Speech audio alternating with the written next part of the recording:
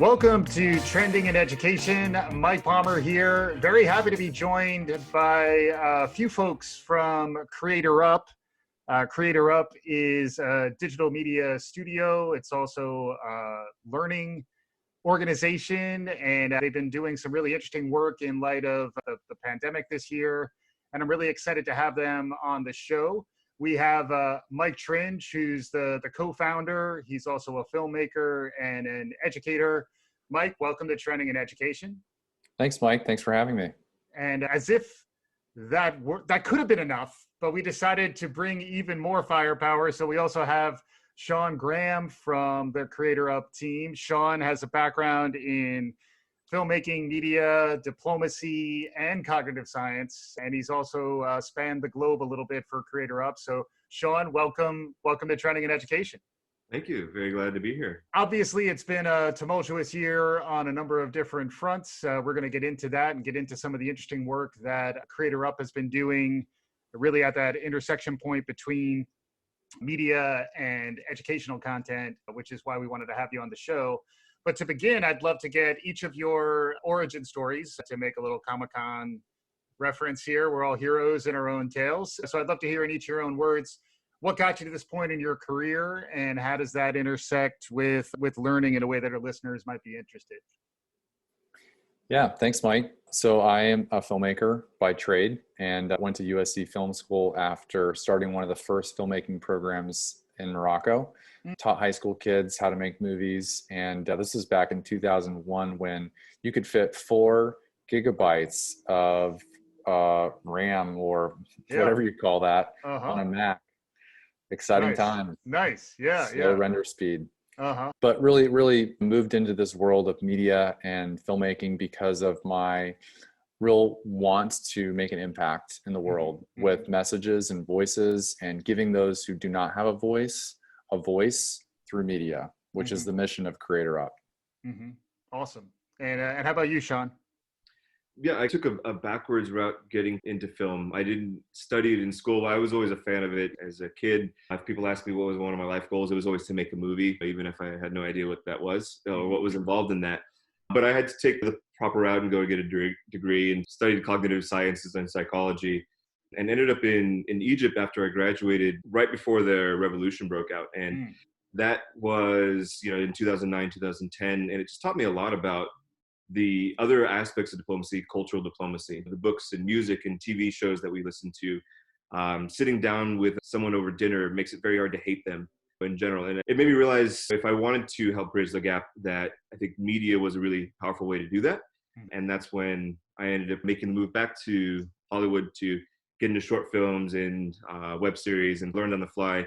It was right as digital content started to take the lead as not only the primary avenue of communication for brands and agencies, but also for small businesses, and also the way where filmmakers could actually get jobs working for agencies or other ad companies, and where film schools didn't really have the full curriculum to teach this digital storytelling practices. And there was a couple years after that Mike actually, I think, stayed at my house through like a friend B&B scenario. And then we met up a few years later when I was in India, and that's when joined with CreatorUp, and the rest is history over the past. Yeah, I love that the global piece is really interesting. Mike, I'd love to get a little more perspective on what CreatorUp. You mentioned the mission, but what's the product and services? Like, what are you providing folks? Yeah, CreatorUp is a one-stop shop for all your video needs. Those could be live stream, those could be short videos, marketing videos, lesson videos, and it's powered by a global network of certified creative talent. So the product is really it's a curated marketplace platform. So it's a place where anyone can come. If you're at a company and bulk order 100 videos, and we power the production of that content, guaranteed quality at a certain price, delivered on a certain date. And that's a really powerful tool for a school or for a company. And the reason it's the vision and mission of Access is because we are serving verticals that have previously not had access to agencies, production companies, Hollywood talent, you name it, right? Never been able to find that level of guaranteed quality. What do you do when you need a video? You go to Craigslist, you call a friend, Right. right? We want the answer to be to what do you need, what do you do when you need a video to be creatorup.com. Right. Right. Makes sense. And you've been around for a little while now too, right? When were you founded?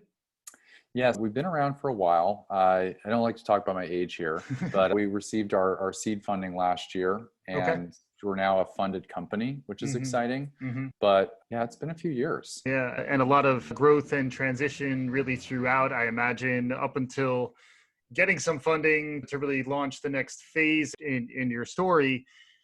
But then 2020 happened, which I'm sure has required all of us to reflect on who we are, what services we provide, and how flexible and resilient we are. And then the need that you described really went through the roof, where what was before something online learning, digital media was something that folks thought, well, I probably should get around to it at some point, but particularly in education, I'll get to it when I get to it. Or if you did have an online learning program, it wasn't your core program, it was something you were doing on the side.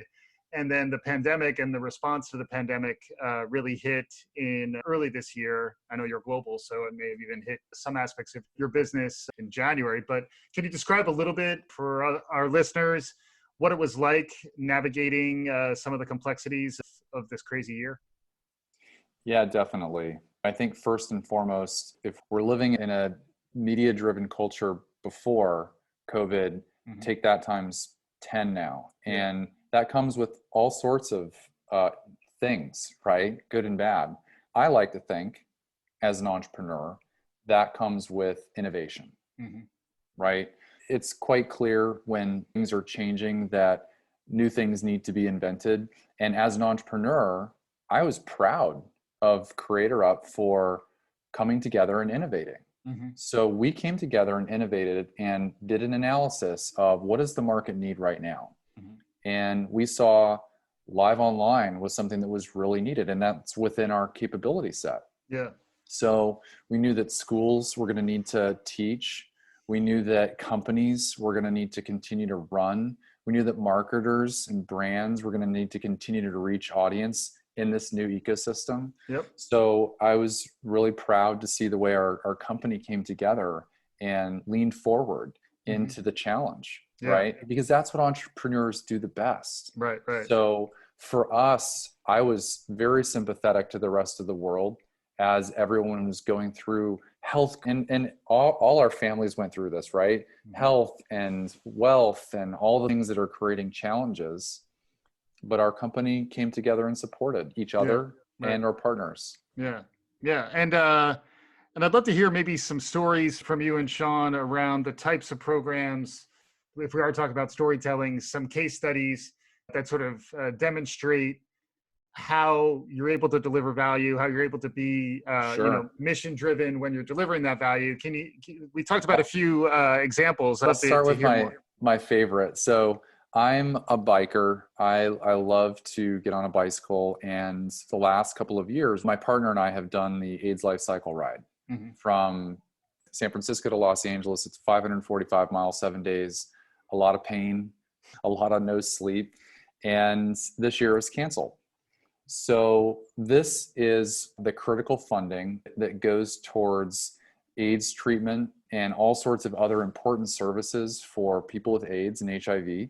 And $20 million could have been lost because that's what's usually donated by this charity ride. So we were able to partner with the team at AIDS Life Cycle to create a virtual program. 7 days.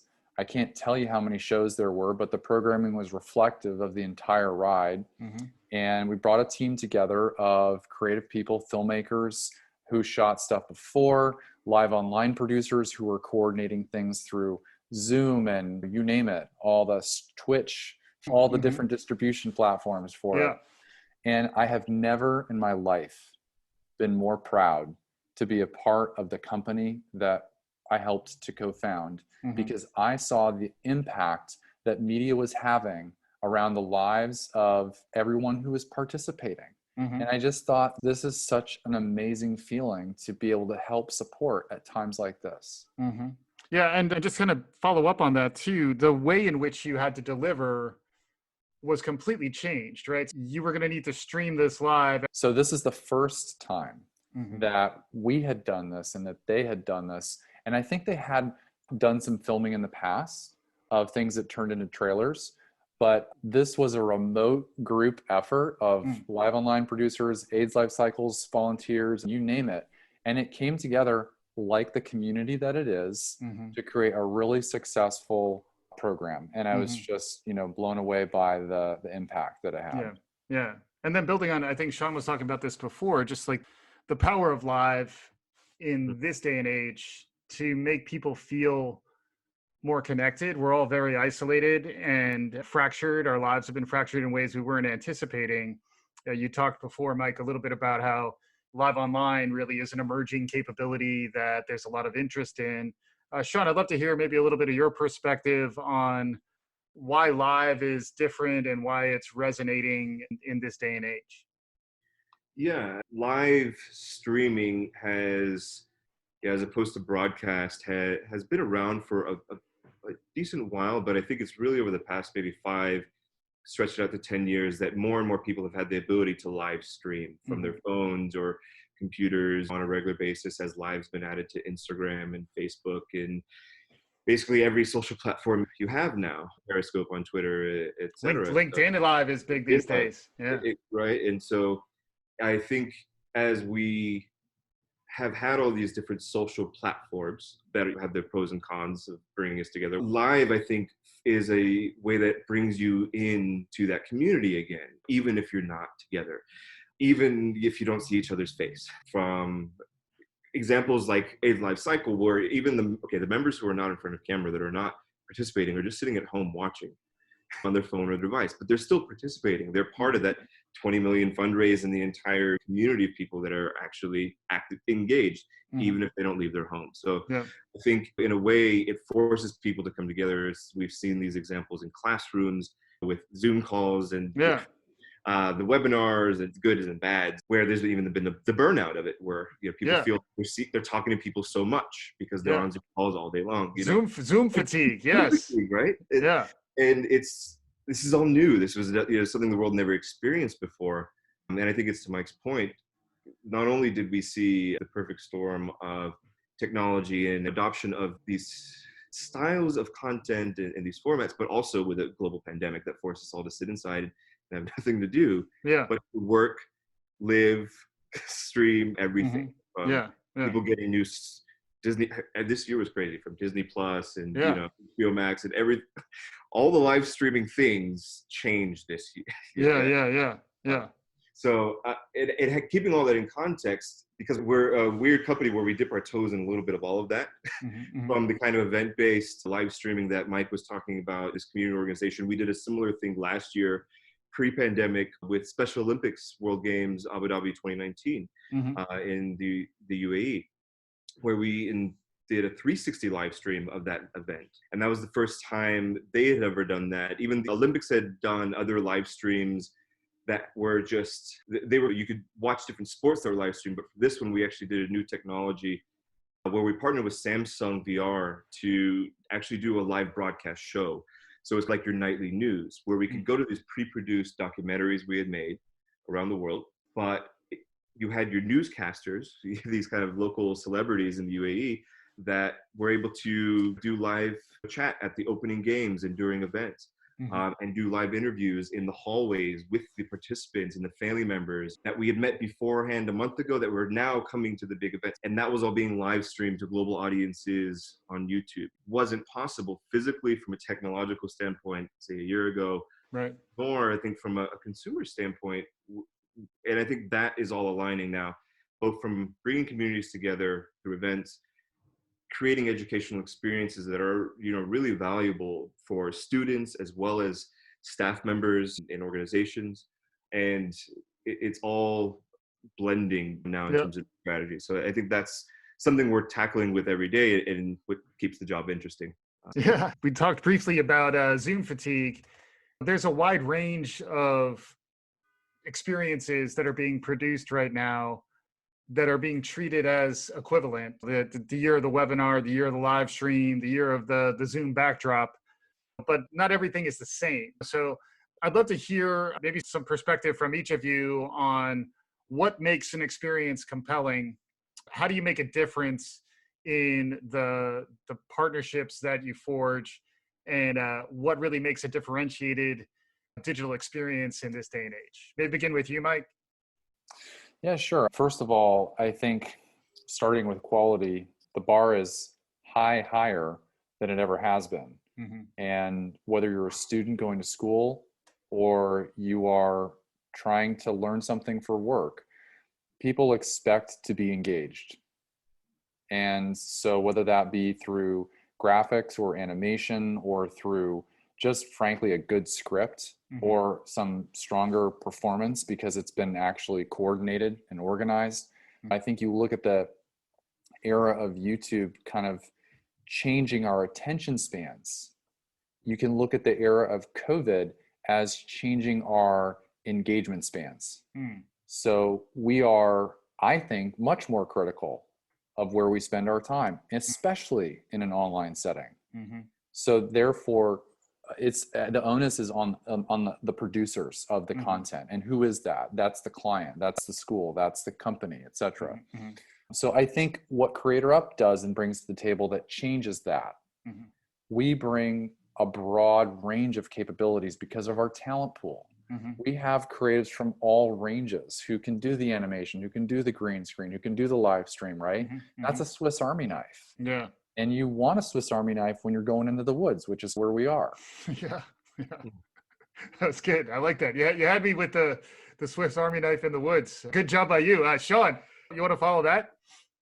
Got to keep the bears away with something. But yeah, I think the challenge is where you have a lot of these people new to video that are experts in their field or their industry or their business or their product or their service. They're not necessarily great storytellers. Yeah. You can have an amazing lecturer who can wow an entire classroom and keep them in awe, but you put them in front of a camera for 45 minutes and people are falling asleep. And we have to train the trainers, right? Where we train our presenters that would normally be in-person instructors how to present in an online format, how to keep up the energy and enthusiasm and speak loudly and clearly and maintain use your hands, gesticulate. Yeah. So it's lighting, it's making sure that you don't have a window behind you. It's sometimes those simple things, but it can come down to just rethinking how do we turn a 4-hour, 6-hour, 8-hour in-person experience and redesign those activities or those team exercises or team building subtle things that you build into the face-to-face experience into an online platform. And we've seen platforms like Zoom and Blue Jeans really change Google Hangouts. They've all made either drastic changes to the interactivity tools that you have on there, being able to see more faces on the screen, or just offering these services in a more structured way so that parents, teachers, and the educators of all sites know how to use these tools because it's necessary nowadays. It's no longer an option. I just want to interrupt Sean and agree with him because I completely agree that the mission vision of the organization isn't just to provide that as a service, yes, but also to educate around what does it mean to make media? What does it mean to understand what that even means? Visual language. So important. So important to the future of everything, in my opinion. Yeah. I wanted to get there next, actually. So I'm glad you jumped in, Mike, because you're not just a media company. You're also focused on education. You're focused on helping people learn things in a couple of different dimensions. And the name of this podcast is Trending in Education. So, Mike, maybe just beginning with you, can you talk a little bit about how you're not just about media, how you're also about education? Yeah, 100%. We teach the next generation of creative professionals who are going to be partnering with some of these companies to provide their content. So we're blowing out what used to be this little tiny door at 3 or 4 film schools and making it globally accessible, the same level of those skills and education. Why is that exciting? It's exciting not just because it's for the creatives of the world who are going to do this as their job, which is what CreatorUp is all about. But because we're a mission-driven impact organization, we're also about teaching the teachers, teaching the parents, teaching the students. Mm-hmm. I say this all the time. My mom she laughs at me because I say it all the time. Video is the 21st century pen. Mm-hmm. It is how we can communicate our ideas to other people now. And that's because of computers and phones. Mm-hmm. Mm-hmm. Yeah. Yeah. And I think the related point is that the people who traditionally have been tasked with teaching and educating frequently are not skilled in terms of visual storytelling. They don't necessarily have a lot of support. Like they may not have enough school supplies to teach their class, let alone think about adopting a new technology, thinking about how much scripting they can do. In some ways, just having the support of a professional on the other side who will help with the technical piece, but also help with the preparation and the storytelling, and in some ways push the educator to be their best self in terms of what they to learn, what they can deliver to learners.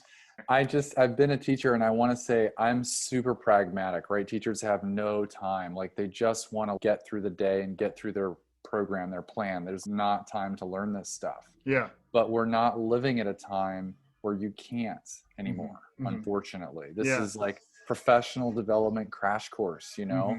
And so I got to get my canvas up. And I've been talking to my teacher friends, and they got like 8 new technologies they just learned in the last 3 days. Yeah. You know, and the kids are figuring out too. So what is encouraging to me, Mike, is that when I went to South by Southwest EDU 4 years ago, and we taught a mobile phone video storytelling workshop. And who was raising their hand in that workshop of all the teachers who were excited about this? It was the elementary school teachers.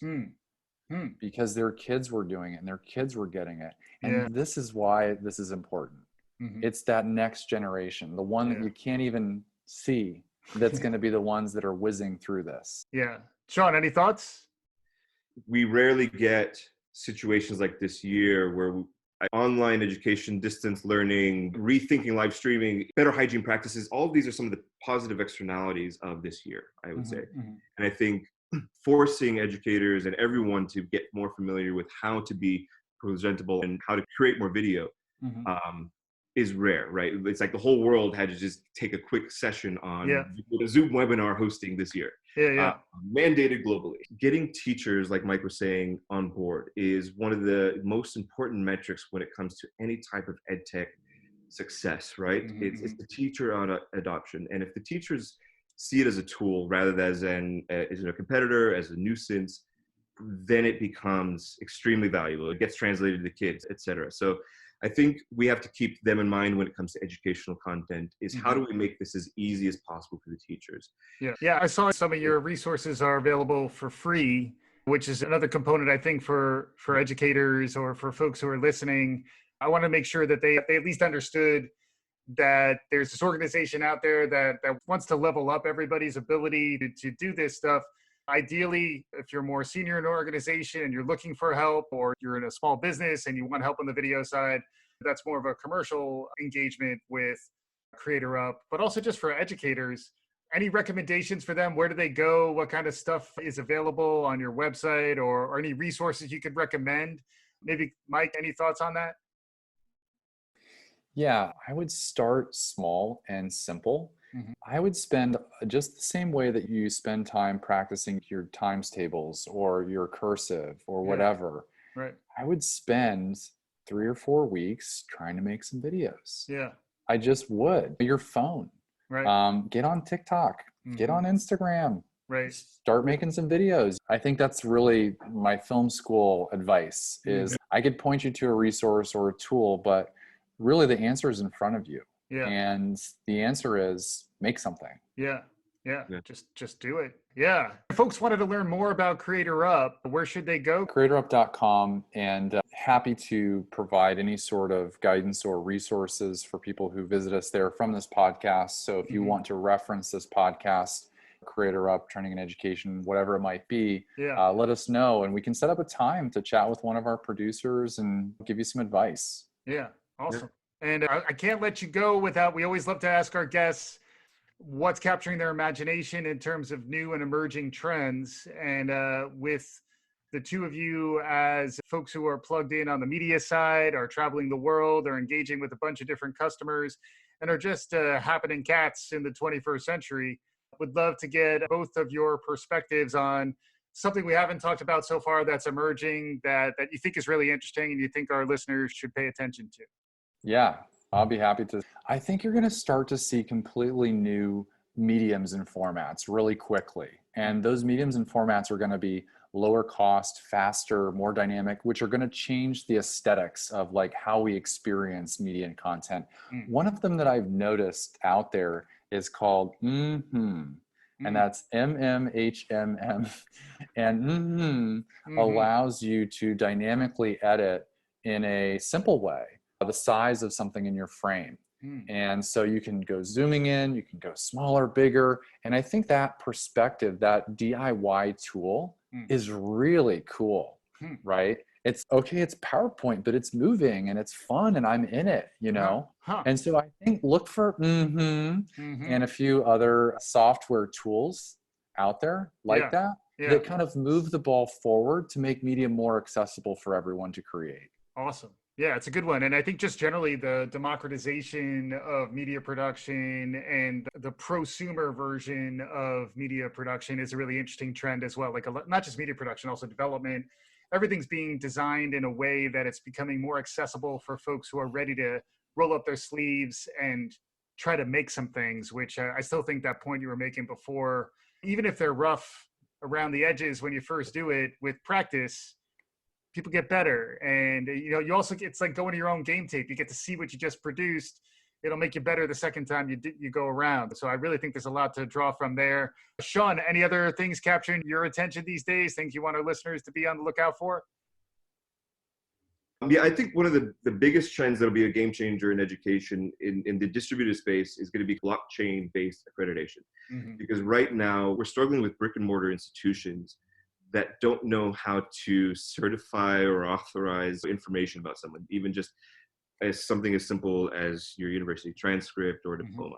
And it's such a backwards process that requires lots of paperwork and mail and in-person things that right now it's just hard to verify that. But if we could create, as more and more people are offering certification programs, as more and more small micro-credentialing and other courses will become more and more important both for school as well as for work, I think having that online non-brick, that digital accreditation systems in place will be what will allow education to have more credibility in the online space. Yeah. And I think that's what's lacking. It's not so much the quality, I think it's a credibility thing. Yeah, it reminds me a little bit of the trend around digital health records, digital learning record, and how is that federated and how is it stackable and break it down into its constituent parts. And then, because increasingly I think folks are going to be able to get the equivalent of what they could have only gotten in traditional formal higher education through tools like Coursera and Udacity and LinkedIn Learning, et cetera. And I know that's something that y'all have a real depth of experience there. We're really coming up on time here. Any final thoughts, any parting pearls of wisdom before we go our merry way? It's been fantastic having both you on and really appreciate you taking the time. But any final thoughts, Mike? Yeah, I would just try to keep it simple. I think there's a lot of complexity in the world right now and a lot of ambiguity and confusion. So when thinking about what you're going to make, don't change your message. Don't change your story. Just say it differently and say it with video. Yeah. Awesome. I think we'll leave it there. That was a nice way to end it. Mike Tringe, co-founder of CreatorUp, and Sean Graham, a brilliant contributor to that venture. It's been wonderful having both of you on Trending in Education. Thanks to our listeners, as always, for listening. If you like what you're hearing, let us know. Let a friend know. Share it. Love it. Enjoy it. And we'll be back again soon on Trending in Education.